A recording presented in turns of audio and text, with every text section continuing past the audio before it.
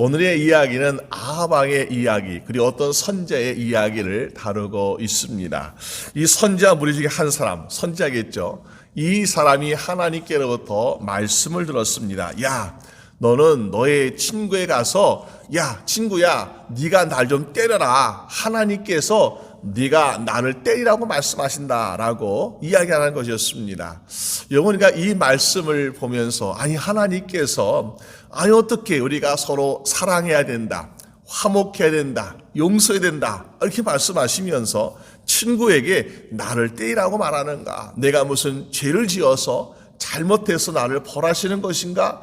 보니까는 선지자 중에 한 사람이다. 그 당시에 신학생이었는지 아니면은 선지자인지 모르겠지만은 그 사람이 무슨 죄가 있다고 친구에 가서 나 좀 때려주시오 하고 이렇게 말하라고 말씀하실까? 여러분, 이 말씀에 대해서 이 친구는 뭐라고 합니까? 치기를 싫어하는지라 때리기 원치 않는다는 것이요. 야, 생각해봐라. 네가 믿는 하나님, 네가 섬기는 하나님께서 내가 너를 치라고 때리라고 하시는데 나는 도저히 이해할 수가 없구나. 나는 너를 때리는 것을 원치 않는다. 여러분 여기까지 보게 되면요, 세상의 사람들 볼 때에 참 잘하였도다라고 말할지도 모릅니다. 아니 친구가 이유 없이 또 아무런 잘못 없이 친구를 때린다는 건 있을 수 없는 일이다. 더군다나 하나님께서 그런 명령을 내렸다는 건 나는 이해하지 못한다 하면서 사람들은 야, 너는 친구에 대해 의리를 잘 지키고 있구나, 넌 친구를 사랑하는구나 하면서 칭찬할지도 모릅니다. 그러나 그런 모습 가운데 어떤 일하고 있습니까? 하나님의 사자가 나타나서 그 때리지 아니한 친구를 죽였다라고 말씀하고 있습니다. 정우리는 여기에서 이상한 일을 할 수밖에 없습니다. 정말 하나님께서 왜 그런 명령을 내리셨고 또 하나님께서 왜 그런 선한 사람 같은 사람을 죽이게 하셨는가라는 것을 참 우리가 이해하지 못하는 상황에 다다르게 됩니다. 왜 그랬을까요? 중요한 것은 바로 이것이죠. 하나님께서 때때로 우리에게 말씀하실 때에 내가 이해되고 내가 납득이 되어서 하는 것이 아니라 때로는 하나님은 저 여러분들에게 이해하지 못하는 명령을 내리실 때가 있다라는 것입니다. 여러분 생각해 보세요. 우리가 선한 사람 또 우리에게 아무런 잘못이 없는 친구를 때리라고 명령을 내리시는 그 명령보다 어떻게 보면요, 아브라함에게 야 아브라함아, 내가 너에게 100세의 이삭 아들을 선물로 주었어. 그런데 그 이삭을 나에게 제물로 바쳤으면 좋겠구나. 하나님께서 말씀하시는 거예요. 여러분, 차라리 친구를 때리는 게 낫겠습니까? 이삭을 제물로 바치는 게 낫겠습니까? 우리 같으면요, 차라리 친구를 막 때리는 게 낫겠어요. 왜? 이삭을, 하나님께서 100세 낳은 아들 이삭을, 또 다시 얻을 수 없는 이삭을 하나님께 제물로 바치라 그러는데 정말로 이해할 수 없는 하나님의 말씀이었다는 것입니다. 그런데 우리가 그 말씀을 어떻게 했을까요? 만약에 아브라함이 하나님, 난 하나님 말씀 도저히 이해가 되지 않습니다. 어떻게 사랑의 하나님이시고 나에게 선물로 주신 이삭을 어떻게 제물로 바치라고 말씀하십니까? 난 이해되지 않습니다 하면서 주저하고 또 순종하지 않았더라면 아브라함과 이삭과 야곱의 축복은 없었을 것입니다. 그런데 아브라함 어떻게 했습니까? 이해가 되지 않아도 내 생각과 내 상황과 모든 현실이 야 이거는 있을 수 없는 일이야 라고 생각이 될지언정 하나님 말씀이니까 순종하니까 되었습니까? 아브라함아, 내가 내 아들 독자 이삭을 나에게 바치기까지 나의 말에 순종하는 것을 내가 보았노라. 너의 믿음을 보았나시면서 하나님이 아브라함과 이삭에게 축복하시는 모습을 성경에서 보여주고 있습니다. 여러분, 그만큼 우리가 믿음이라는 것이 무엇일까? 믿음이라는 것이 하나님께서 말씀하시는 거, 내가 납득이 되고 이해가 되는 거, 내가 순종하겠습니다 이것이 아니라 때로는 내가 이해할 수 없는 명령이라 할지라도 하나님 말씀이니까 순종해야지 하면서 순종하는 것, 그것이 바로 믿음의 삶인 줄로 믿습니다. 믿음의 삶을 살게 때 우리는 놀라운 기적들을 만나게 되죠. 우리가 알다시피 엘리야 선지자가 어땠습니까? 하나님이 말씀하는 야 너는 저기 시돈에 사는 사르밧 과부에 가서 양식을 달라 그래라, 물을 달라 그래라. 하나님 지금 가뭄의 때입니다. 사람 다 굶어 죽어가고 상해. 그런 데 가서 내가 더군다나 홀로 사는 과부에 가서 무엇을 달라고 합니까? 양식을 달라고요? 하나님 이거 있을 수 없는 일이 하면서 엘리야가 거부했더라면, 이해하지 못한다고 순종하지 않았다면 엘리야는 물론 별 문제가 없었겠죠. 그러나 그 사르밧 과부에게는 끊이지 않고 계속해서 기름병과 또 떡그릇에 떡반죽 그 통에 곡식이 나는 것이 기적을 경험하지 못했을 것입니다. 그런데 말씀에 이해되지 않았지만 순종했어요. 또 사르밧 과부도 하나님 무슨 말씀입니까? 이 양식 내가 먹고 내 아들가 먹고 죽으려고 그러는데 이 마지막 남은 귀한 양식을 누구에게 주라고요? 내가 알지도 못하는 하나님 부르신 보내신 선자에게 주라고요? 하면서 순종하지 않았다면요 어떻습니까? 그러면은 그에게도 기적을 경험하지 못했을 것입니다. 그런데 모두가 어땠어요? 하나님 말씀에 순종하는 모습을 보여주고 있더라는 것입니다. 오늘 하나님께서 아합과 또 이 선지자에게 말씀하시는 것은 다른 것이 아니라 너희가 순종을 하고 있느냐라는 질문을 던지고 있더라는 것입니다. 그래서 어떻겠습니까? 이 친구는 그만 하나님의 사자 보낸 사람에서 죽고 말았습니다. 그래서 또 다시 이렇게 하다가 다른 사람에게 부탁합니다. 하나님 말씀하시기를 당신에게 맞으라고 내게 말씀하셨어요. 나 좀 때려주시오 라고 말했습니다. 그때 어떻습니까? 이제는 죽도록 맞았다는 거예요. 쟤도 임자를 만났습니다. 그래서 정말 눈이 퉁퉁 부을 정도로 아주 죽도록 맞았습니다. 그렇게 맞은 처참한 꼴을 하고 있는 선자가 이제 자기 얼굴을 가리고 수건을 가리면서 변장하면서 왕이 지나가는 길을 거기에서 기다리고 있습니다. 그리고 왕이 지나갈 때에 또다시 왕에게 이야기하고 있지 않습니까? 왕이시여, 전쟁터에서 한 사람이 나에게 말하기를 나에게 어떤 포로를 지키라고 말했는데 내 이 포로를 지키지 못한다면, 잃어버린다면 어떤 일을 하겠습니까? 하면서 생명을 대신해서 목숨을 내놓거나 아니면은 은 한 달란트를 보상한다라고 이야기합니다. 그런데 그 사람이 너무나 바빠가지고 정신을 딴 데 든 사이에 그만 그 포를 잃어버렸습니다. 어떻게 하는 것이 마땅했습니까? 라고 아합에게 묻습니다. 그런데 아합은 뭐라고 이야기합니까?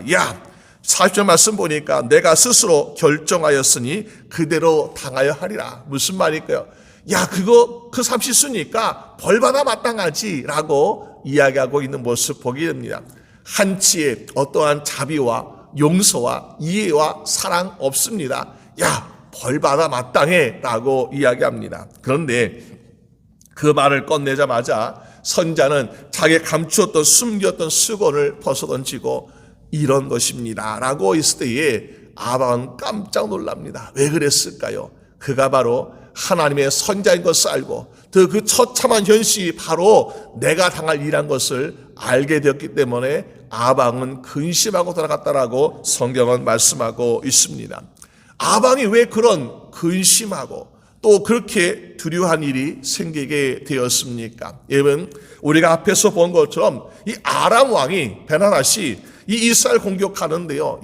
정말 이 아람 왕이 이스라엘 다 먹어치우려고 얼마나 벼르고 왔는지 수많은 군대를 데리고 왔습니다. 그래서 이 북이스라엘의 수도인 사마리아 성을 포위하고서 우리 군대가 이 정도였으니까 너 이제 좀 구석에 코너에 몰린 생쥐 같다. 너 이제 다 죽었다면서 협박을 하고 있는 가운데에 너의 재산과 너의 아내와 너의 자녀 다 내 것이야 하면서 말도 안 되는 그러한 협박을 하고 있는 모습 보게 됩니다. 정말 이 이스라엘 왕 아합은요 너무나 두렵습니다 하면서 이 아람 왕 베나닷에게 내 지요 좀 봐주세요, 용서해 주세요 하면서 사정하였지만은 아람 왕 베나닷은 결코 용서하고 이해할 생각 없이 이 사마리아를 이스라엘 꿀꺽 먹으려고 지금 그렇게 군대를 데리고 온 것을 보게 되죠. 그래서 앞에 본 것처럼 정말 이스라엘 군대는 마치 까마귀 세 떼, 두 떼가 있는 것, 아니면 염소 두 떼가 있는 것처럼 적은 무리밖에 없지만은, 그러나 이 아람 왕의 군대는 막 땅에 셀 수 없을 정도로 수십만의 군대를 데리고 왔던 모습을 보게 됩니다. 누가 보더라도 아람 왕의 군대와 이스라엘 군대는 싸움이 되지 않는 그러한 싸움인 것을 보게 되죠. 그러니까는 아합은 너무나 두렵고 떨리는 상황 가운데서 이 아람 왕 베나다에게 막 꾸벅꾸벅 절하고 그리고 사정하고 있는 모습을 보게 됩니다. 그런데 어떤 소식이 들려왔습니까? 하나님 말씀하시, 야, 걱정하지 마라, 두려워하지 마라. 내가 그들을 너의 손에 맡겼노라. 하나님께서 맡기셨다는, 그러면서 첫 번째 아람 왕의 그러한 지도자들을 죽이는 그러한 승리를 맛보게 됩니다. 야, 정말 그래, 우리의 소규모의 병력으로 적의 지도자들을 없앴으니까 이거 정말 감사하다. 근데 또 두 번째 듣습니까? 두 번째 전쟁하는데 10만 명 넘는 그들의 군대를 목숨 않는 정말 대승리를 거두게. 이제는 전세가 역전이었습니다. 그전에는 아람 왕이 이스라엘 사마리아를 포위하고서 협박하였는데 이제는 아람 왕이 자기 군대가 다 죽고 도망친 새가 되어서 오히려 이스라엘 왕에 나 좀 살려주시오 하면서 사정하고 있는 모습을 보게 됩니다. 바로 그때에 아합이 어떻게 했습니까? 야, 내 형제 하면서 그를 반갑게 맞이하고 있더라는 것입니다. 여기까지만 볼 때 우리는 무엇을 볼 수 있습니까? 이스라엘의 아합 왕은 정말로 자비와 사랑이 많은 사람이구나. 자기의 원수였던 사람을 용서하는구나라고 우리는 그를 오해할 수도 있습니다. 정말 우리는 때때로 세상에서요, 주님 말씀처럼 원수를 사랑하라, 원수를 위해서 기도하라, 그 말씀을 실천하려고 얼마나 노력하고 있습니까? 그런데 아합 왕은 정말로 원수를 사랑해서 그랬을까요? 그런 것 같지 않습니다. 왜 그러냐면 그 뒤에 말씀 보게 되면요, 아합 왕은 진심으로 원수를 사랑하는 마음도 아니었고 또 용서하는 마음도 아니었구나. 자기 욕심 또 허영, 교만 때문에 그런 것이라는 것을 우리는 볼 수 있습니다. 여러분, 우리는 아합 왕이 오늘 이렇게 하나님의 심판을 받는 이러한 지경에 이른 것은 우리가 몇 가지 볼 수 있는, 하나를 보니까는 자기에게 주어진 은혜에 감사하지 못하는 모습 보게 되죠. 첫 번째 전쟁도 너무나 정말 기적처럼 이겼습니다. 두 번째 전쟁도 대승리를 거두면서 기적 같은 승리를 이루게 되었습니다. 그러면은 그 승리가 내가 이 힘 때문에 나의 군대나 무기나 모든 것 때문에 이긴 것이 아니죠. 결코 이길 수 없는, 싸워서 게임이 안 되는 싸움이었지만은 하나님이 도와줬으니까 승리하게 되었다. 그러면은 하나님의 도움으로 이겼고 하나님의 도움으로 승리했으면요, 그 영광을 누구에게 돌려야 되겠습니까? 하나님께 돌려야 되는 거죠. 그런데 아합은요, 전쟁에 이기고 나서 하나님께 한 번 더 감사합니다, 하나님의 영광이 나면서 감사를 돌린 것이 한 번도 없더라. 오히려 우쭐대면서 아람 왕이 나 좀 살려주시오라고 했을 때에 오히려 그의 생명, 그의 죽음, 생과 사를 마치 자기가 주관하고 있는 것처럼 하면서 그런 교만한 모습을 보여주고 있더라는 것입니다. 여러분, 우리가 적의 포로가 또 적의 왕이 살려달라고 했을 때에 물론 우리는 고민할 수 있습니다. 살려야 될 것인가, 죽여야 될 것인가. 그런데요, 하나님 어떻게 하셨어요? 하나님께서 맡겨주신 하나님의 전쟁입니다. 그렇기 때문에 하나님이 원하시는 것을 물어봐요. 하나님, 내가 그를 살려두어야 마땅했습니까? 아니면은 그를 죽여야 마땅했습니까? 왜? 하나님께서 주신 승리이기 때문에. 하나님 도움 없으면 이길 수 없는 싸움이니까 하나님께 여쭤봐야 돼요. 그런데 하나님께서 이 아람 왕이 패하게 하고 이스라엘을 이기게 하신 것은요, 하나님이 아람 왕을 죽이러 가시는 거예요. 그런데 이 아람 왕은 보니까 야, 이거 죽이면 잃어버릴 것이 많이 있거든요. 더 얻을 수 있는 것이 없거든요. 그러니까는 이 아합 왕은 그를 마치 내 형제요, 무슨 형제가 너의 재산도 내 것이고 너의 아내와 너의 아들도 내 것이 하면서 다 뺏고 죽이려 하는 사람이 어떻게 형제가 될 수 있겠습니까? 정말 그런 원수가 어디 있습니까? 그런데 아합 왕은 사람들 앞에서 마치 나는 그런 훌륭한 왕이야 하면서 내 형제하며 아람 왕을 포옹하는 그런 모습을 보게 됩니다. 여러분, 우리가 그런 모습을 볼 때 혹시 우리도 세상에서 하나님 말씀대로 우리가 실천해야 되는데 그렇지 아니하고 어떤 내게 받을 유익, 내가 가질 것을 생각하면서 어떤 위선적인 모습을 보이고 있지 않는가? 물론 때로는 우리가 원수를 사랑할 필요가 있습니다. 그러나 하나님의 뜻이 먼저겠죠. 하나님께서 우리에게 사랑하라고 하시는 그 말씀, 내가 진정으로 사랑을 실천해야 되겠습니까? 아니면 내가 하나님의 진리의 말씀을 전해야 되겠습니까? 물론 우리는 사랑을 전해야 됩니다. 그러나 사랑을 실천하기에 앞서서 진리가 전해지지 않는 사랑은 의미가 없다는 것이요. 세상의 사람들은 말합니다. 죄인들을 용서하라. 죄인들을 사랑하라. 예, 죄인을 사랑하고 죄를 용서해야 됩니다. 그렇지만은 그들이 죄라는 것을, 죄 짓고 있다는 것을 깨닫지 못하게 하고 무조건 사랑하고 무조건 용서한다는 것은 결코 하나님께서 원치 않는 모습이라는 거죠. 오히려 그들을 동조하게 되는 것이고 그들의 죄를 우리가 정당하게 판단하는 그런 모습을 보여주고 있다는 것입니다. 여러분, 우리는 세상에서 죄인이라고 하는 사람들을 때로는 사랑하고 용서할 수 있어야 합니다. 그러나 그 전에 먼저 앞서 행할 것은 바로 하나님의 말씀은 이런 것입니다. 하나님 말씀에 이것은 죄라고 말씀하였습니다. 그러나 이것을 죄라고 당신이 인정한다면, 깨닫는다면 하나님은 당신을 용서하게 원하시고 사랑하게 원하시느라고 전할 수 있어야 될 줄로 믿습니다. 그래서 하나님이 아람 왕을 보니까 이 사람은 자기의 죄를 깨닫지 못한 사람이죠. 그런데 아합 보니까 마치 자기가 힘이 있어가지고 자기의 생과 사를 자기가 주관할 수 있는 마치 하나님처럼 생각해가지고 오히려 이 아람 왕에게 자기가 자비를 베푸는 것처럼 교만한 모습을 보여주고 있는 모습을 보게 됩니다. 또 보니까 이 아합 왕 어떻습니까? 너무나 욕심쟁이요.